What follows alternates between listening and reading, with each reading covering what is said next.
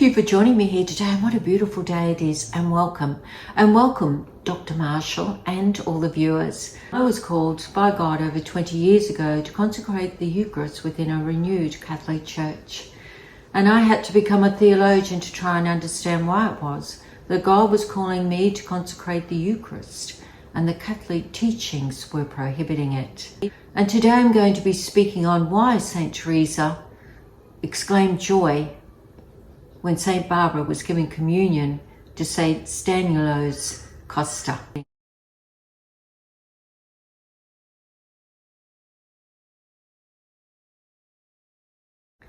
Now, Dr. Marshall, it appears that your view, in line with women priests, is that you oppose it because it is not one of tradition, that it is not one of Christianity, or that Jesus espoused. However, Dr. Marshall, I believe that if you're going to put your point of view across, then indeed you should put all of that across. And Dr. Marshall, I want to put your mind at rest, and viewers, I do. And I want to show you that there is nothing in the Gospels, in Scripture, that Jesus ever said that women cannot consecrate the Eucharist just like the men.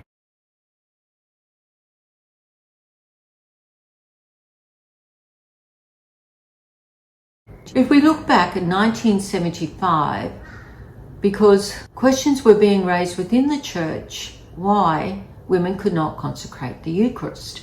And so Pope Paul VI set up a commission. It was called the Pontifical Biblical Commission.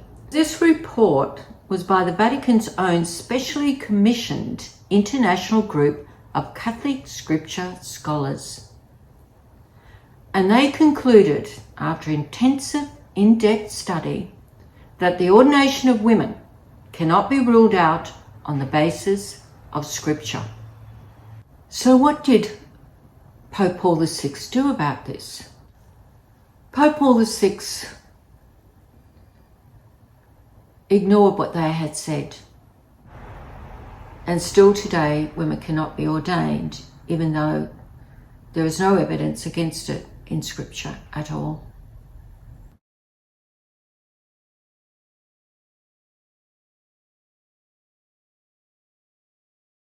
So Dr. Marshall and viewers,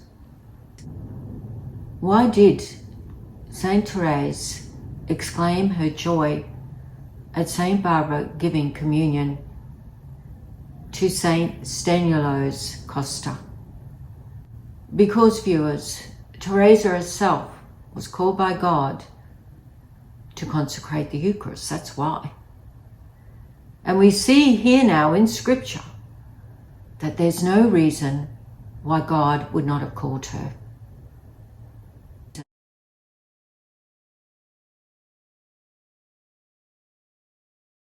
She knew.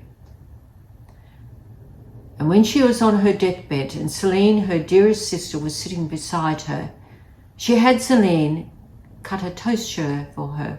Now what is that? A tonsure is a piece of hair that was cut from those who were entering the minor and major orders within the church. Celine would cut some of her hair, and St. Therese would place it in her hands in the form of a cross, and it gave great comfort to her. There was nothing wrong with her call. There was nothing in Scripture that would ever have forbidden her receiving such a call. During her final illness, Therese asked for a tonsure which she placed upon her head.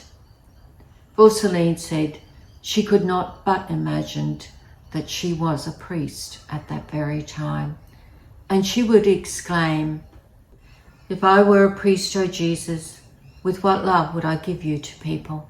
We see here that St. Therese did greatly admire St. Barbara for giving communion to St. St.Kostka. So how did that come about?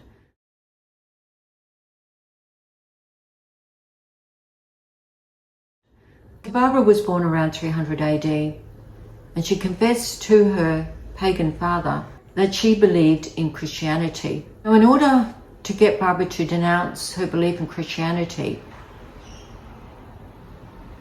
He handed her over to the Roman authorities, who threw her in prison and tortured and humiliated her in order to try and get her to denounce her Christianity beliefs.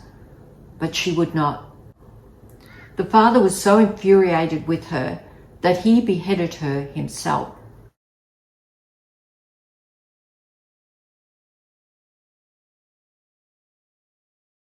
Now, Dr. Marshall and viewers, you might be thinking, what's this got to do with St.Kostka? As a young boy, around the age of 17, he joined the fraternity of St. Barbara, and he became gravely ill. So gravely ill that he needed a priest. He thought he was going to die.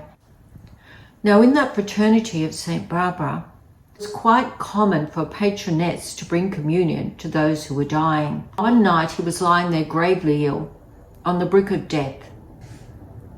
And he was so worried that he would not receive the sacraments that he had prayed to St. Barbara, please, St. Barbara, please bring me communion. Bring me the last sacraments.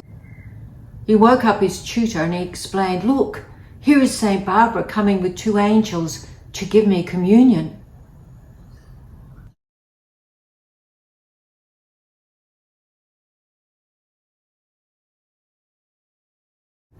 Miraculously, he recovered, and he went on to become a Jesuit priest. There was no fear here, Dr. Marshall, of a woman polluting the sacred vessels.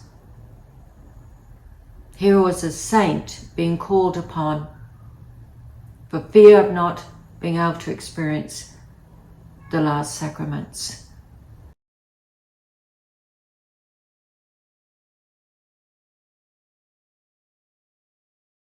Now we see the prejudices here and discrimination against women. And still today, women cannot be ordained, even though there is no evidence against it in Scripture at all. Dr. Marshall, I come in Christian love. I just want you and the viewers to try and understand that this is not against tradition. This is part of a woman's tradition. Marshall, perhaps one day you and I will enter into Christian Catholic dialogue with one another. Coming together and following the commandment to love one another as I have loved you. Please do not produce diversity and disunity between Catholic members of the Church. For at the end of the day, we do love our God. Thank you for listening, and I hope you have a wonderful day. Thank you.